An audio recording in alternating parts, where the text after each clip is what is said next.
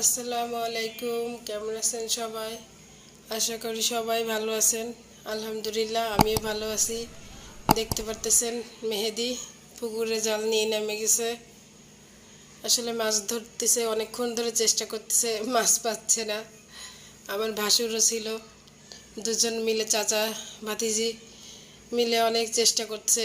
এত বড় পুকুর আর এত পানি, বৃষ্টিতে পুরো পুকুর ভরে গেছে। মানে কি বলবো, সিঁড়ির উপর উঠে গেছে।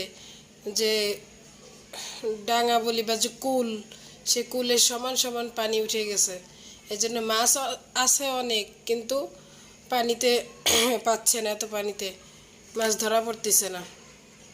চেষ্টা করতেছে করতেছে করতেছে, অনেকক্ষণ চেষ্টা করলো, কিছুই পাইলো না। আমি বললাম, মেহেদি আমি খালি খালি তাইলে ভিডিও করলাম এত কষ্ট করে, কোনো মাছই পাচ্ছ না। মেজো বাসুর এখন বলতেছে যে আমার কাছে দে।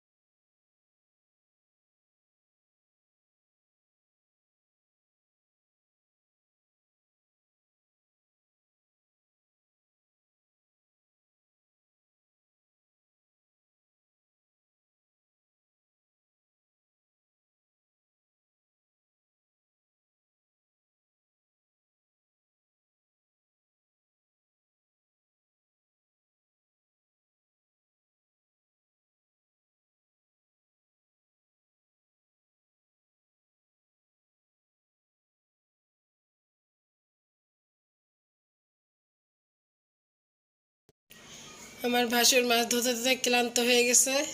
এখন তার পান খেতে হবে, পান পিপাসা লাগিছে, নেশা লাগিছে। আমাকে বলতেছে যে একটা পান নিয়ে আসো।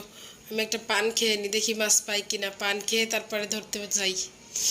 আমি তারপরে পান আনতে গেছিলাম, এখন পান নিয়ে আসছি। এখন ভাইয়া পান খেয়ে আবার মাছ ধরবে নাকি, দেখি কি পায়।